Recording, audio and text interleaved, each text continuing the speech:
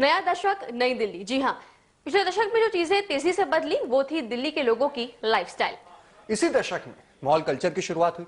नए क्लब्स खुले, पब्स खुले, डिस्कोथेक का क्रेज बढ़ा और स्टाइल से लेकर फैशन तक सगुना बहुत बदलाव है। बिल्कुल। और अब जो हमारी दिल्ली है वो वाकई मॉडर्न हो चुकी है और नाइट लाइफ के मामले में देश के किसी भी शहर को टक्कर दे सकती है।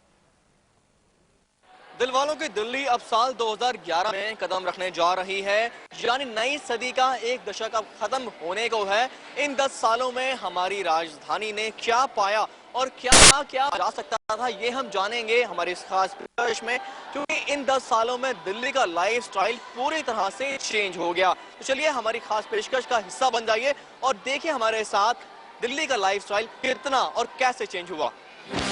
दिल्ली दिल्ली दिल्ली दिल्ली दिल्ली दिल्ली दिल्ली दिल्ली दिल्ली दिल्ली दिल्ली काट कलेजा दिल्ली दिल्ली रह गई मेरा काट कलेजा दिल्ली मेरा काट कलेजा दिल्ली रह गई काट कलेजा दिल्ली दिल्ली रह गई।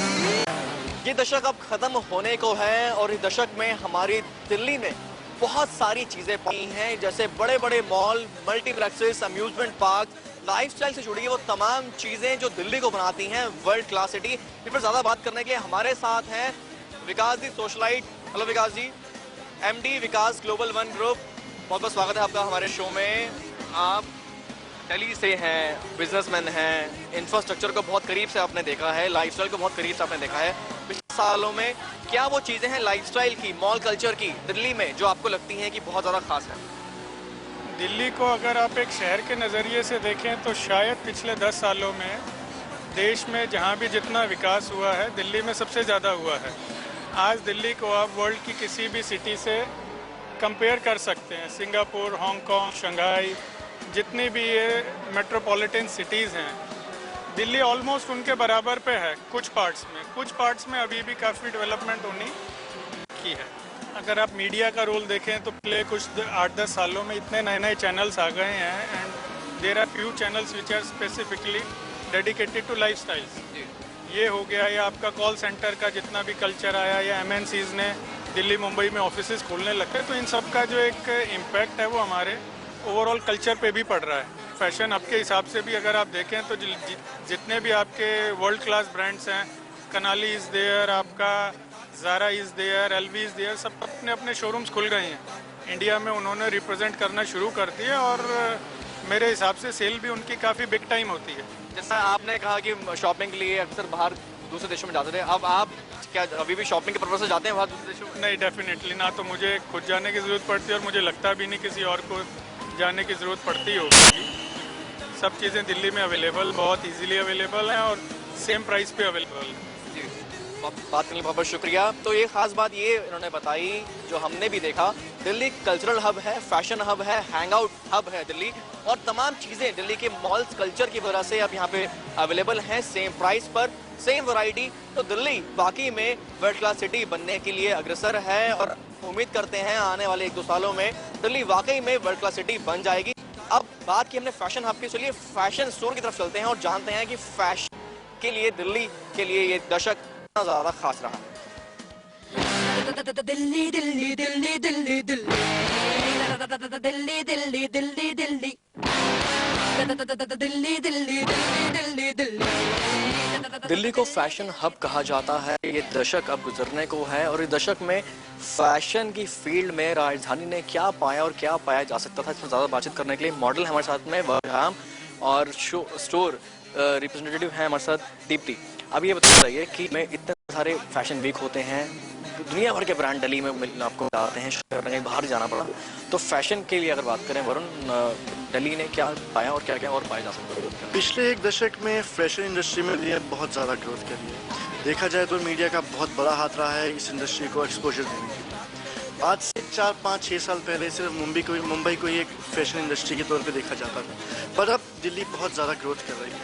आज की डेट में देखा जाए तो बहुत से fashion show, international fashion shows और FDCI के शोज़ वगैरह दिल्ली में होना शुरू हो गए हैं।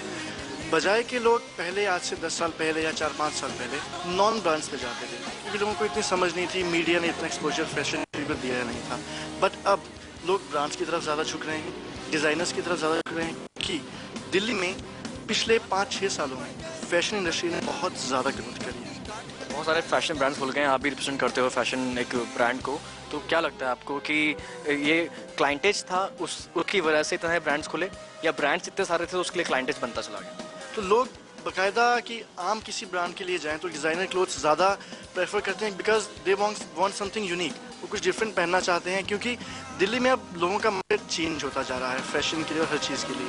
अगर आप देखें तो पहले मॉडल्स ज़्यादातर मुंबई से आते थे या कहीं और से आते थे, अब इस इंडस्ट्री में ज़्यादातर मॉडल दिल्ली से हैं, तो दिल्ली एक बहुत अहम रोल प्ले कर रही है फैशन इंडस्ट्री में। मॉडल दिल्ली से हैं और जितने बड़े डिज़ाइनर हैं इंडिया के वो ज़्यादातर डिज़ाइनर दिल्ली से हैं, चाहे वो रोहित बल हो, टंडन हो, पायल जैन हो, तमाम डिज़ाइनर वो सब दिल्ली से हैं। तो जैसा कि सब लोग से हमारी बात हुई, तो फैशन हब दिल्ली को कहा जाता है, तो बिल्कुल सही कहा जाता है, और सबसे बड़ा उसका रीज़न मीडिया को लोग दे रहे हैं, इंटरनेट को बताते हैं, क्योंकि इंटरनेट अब सबके जेब में है, सबके फ़ोन में इंटरनेट है और लोग बहुत ईजिली एक्सेसिबल हैं इंटरनेशनल फैशन से, और जिसके लिए दिल्ली में पूरी तरह से क्लाइंटेज को खपाने की पूरी क्षमता। अब हम चलते हैं लाइफस्टाइल की बात करते हैं, नाइट लाइफ की बात करते हैं, क्योंकि एक टाइम था दिल्ली की नाइट लाइफ 10 बजे रात को ख़त्म हो जाती थी, लेकिन अब नाइट लाइफ रात को 11 बजे शुरू होती है।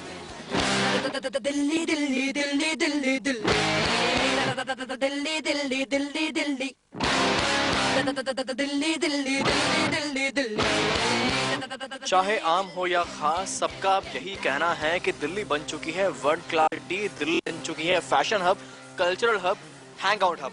और इसी पर ज़्यादा बात करने के लिए अब हमारे साथ हैं डीजे अजीत, हाय अजीत, और रैपर दहक, दो खास मेहमान हमारे साथ। और हम बात करें नाइट लाइफ की, पिछले इस 10 साल की पूरा दशक खत्म हो रहा है, अब इन 10 सालों में दिल्ली की नाइट लाइफ में कितना चेंज आया, और क्या आपको लगता है म्यूजिक के सेंस में, नाइट लाइफ के सेंस में?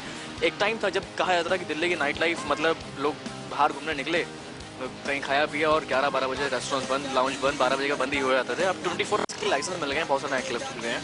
तो क्या लगता है आपको कितना इस लेवल पे मानते हैं दिल्ली की नाइट लाइफ? दिल्ली की नाइट लाइफ जो है वो बहुत ही मतलब इनोवेटिव हो चुकी है, और लोग इस चीज़ के इनबिल्ड हो गए हैं कि उनको पता है कि 24 आवर हर चीज़ मिल जाती है। पहले लोगों को ढूंढना पड़ता था कि 10 बजे के बाद क्या खुला हुआ, और 11 बजे हो गए, 11 बज गए और दिल्ली यहाँ पूरा बंद हो जाता था। और इवन जो हमारे जो आप भी चैनल्स भी देखते हैं वो भी 24 आवर्स नहीं थे। आज वो सब कुछ, चाहे न्यूज़ चैनल हो चाहे कोई भी चैनल हो, सब 24 आवर्स हैं। तो हर चीज़ में चेंज आया है और हर चीज़ इनोवेटिव हो चुकी है। और एज पर म्यूज़िक भी आप जो पसंद करते हैं लोग भी, इंटरनेशनल म्यूजिक स्टफ जो भी चलता है, और इंटरनेशनल चैनल्स भी हमारे यहाँ आ चुके हैं, तो बहुत फर्क आया है पहले से। पहले होता था कि एक कोई गाना आता था तो जब वो बहुत ही ज़्यादा बड़ा हिट होता तब जाके इंडिया में आता था। अब कोई गाना अगर लॉन्च होता है इंटरनेशनल लेवल पे तो साथ में इंडिया में होता है, और लोग अवेयर रहते हैं कौन सा गाना किस आर्टिस्ट से कब लॉन्च हुआ। देख, आप एक रैपर हैं, तो आपके अंदाज में आप हमें बताइए कि आपके हिसाब से दिल्ली के नाइट लाइफ को आप कितना नंबर दें?